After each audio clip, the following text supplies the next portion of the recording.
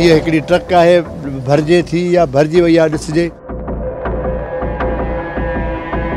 अचो तव्हांखे अंदरि हली ॾेखारियूं था त छा पोज़ीशन आहे।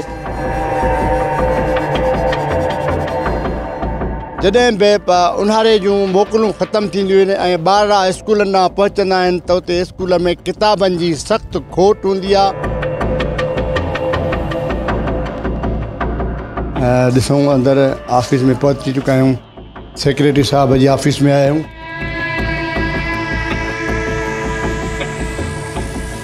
नाज़रीन, सेक्रेटरी साहब जी ऑफिस में पहुता आहियूं। सिंध टेक्स्ट बुक बोर्ड जो सेक्रेटरी आहे ऐं हिन जी ऑफिस में अंदरि दाख़िल थी चुका आहियूं।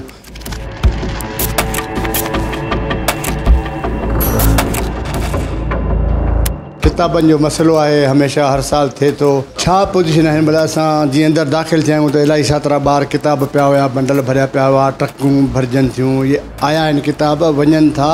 सॼी सिंध में किराया त किताब कोन्हनि, स्कूलनि में पहुता कोन्हनि। छा मसइलो आहे? तव्हां ॿुधाए अचो त ॾाढो भलो थियो, पर बहरहाल तव्हां जेकॾहिं ओचितो अची विया तॾहिं बि ॾाढो सुठो वेलकम तव्हांखे कयूं था। हाणे सूरत हाल इहा आहे त हिन साल किताब जेके आहिनि असां वटि सिंध टेक्स्ट बुक बोर्ड में, उहे जेतिरी असां वटि ॿारनि जी इनरोलमेंट आहे स्टूडेंट्स जी सॼी सिंध में, ओतिरा किताब असां वटि अची चुका आहिनि। छा मसइलो आहे? किराए थी थिए स्कूलनि में, उस्तादनि जूं तंज़ीमूं चवनि थियूं त किताब न पहुता आहिनि, ॿारनि खे किताब नथा मिलनि, ऐं सिविल सोसाइटी, असांजा अदीब, दानिश्वर सभु इन शइ ते बीठा आहिनि त टेक्स्ट बुक बोर्ड में करप्शन थी थिए। असां वटि जेकी प्रोटेक्शन एटम आहे, जेके कागज़ जेको असांजो किताब ठहे थो, जंहिंमें इंक इस्तेमालु थिए थी, हॉट ग्लू गम असांजो इस्तेमालु थिए थो, 4 कलर्स असांजा इस्तेमालु था थियनि, ब्लीच कार्ड इस्तेमालु थो थिए, जेको असां पेपर इस्तेमालु था कयूं, इहे सभु उहे आइटम आहिनि जेके ॿाहिरि मुल्क मां अचनि था। इन जे करे लास्ट ईयर वाक़ई शार्टेज हुई किताबनि जी, जेकी तव्हां मीडिया ऐं सभिनी अवाम उनजो भोॻियो।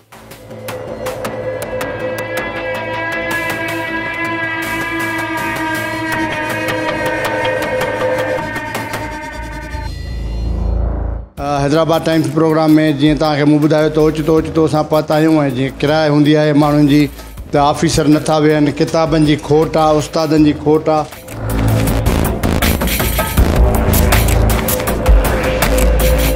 टोटल जेके किताबनि तक़रीबन 3.25 करोड़ किताबनि जेके इनरोलमेंट जे मुताबिक़ असां छपाए। तव्हां वटि वेयर हाउस कोन्हे छा जो हीअं हिन तरीक़े सां पिया आहिनि, हिते फाटी सघनि था, गुम थी सघनि था, हिते माण्हू खणी सघनि? असां वटि जेको आहे हिते जामछोरे में वॾा 6 वेयर हाउसिस आहिनि, ऐं साॻिए नमूने सां 6 वेयर हाउसिस असांजा लांडी गोदाम कराची में आहिनि।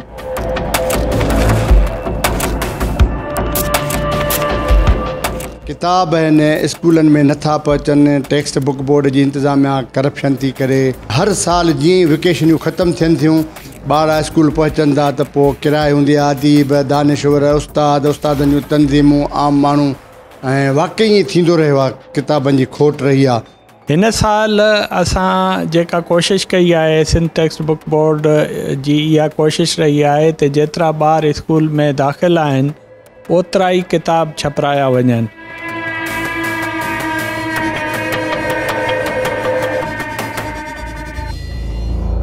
47 लख ॿार दाख़िल हुजनि ऐं असां उन ई जाइ ते घटि किताब छपायूं त ज़ाहिर आहे जेकॾहिं ॿार रहिजी वेंदा त दांह ज़रूरु थींदी आहे। केतिरी ज़रूरत आहे? सिंध में केतिरा शागिर्द आहिनि? किताब जॾहिं उते पहुचनि था तालके हेडक्वार्टर ते त उते बि फ़ोटोग्राफ वीडियोग्राफ्स थियनि था।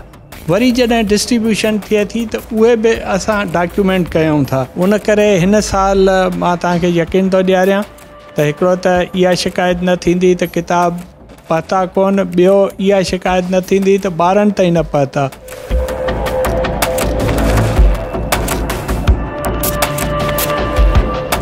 हीउ जेको हिकिड़ो बंडल आहे, अहिड़े नमूने सां बंडल ॿधी उहे उन्हनि स्कूलनि ताईं पहुचाए वञनि था। हीअ आहे Sindh text book board ji office.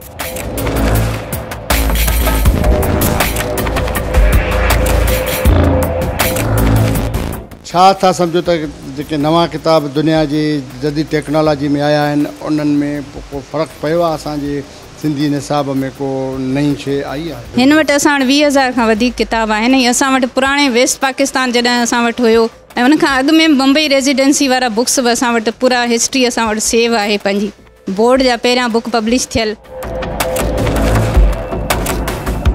IT J department में जेके टेक्स्ट बुक बोर्ड जा किताब आहिनि उनजी छपाई थिए थी या उनजी डिज़ाइनिंग थिए थी, कंपोज़िंग थिए थी,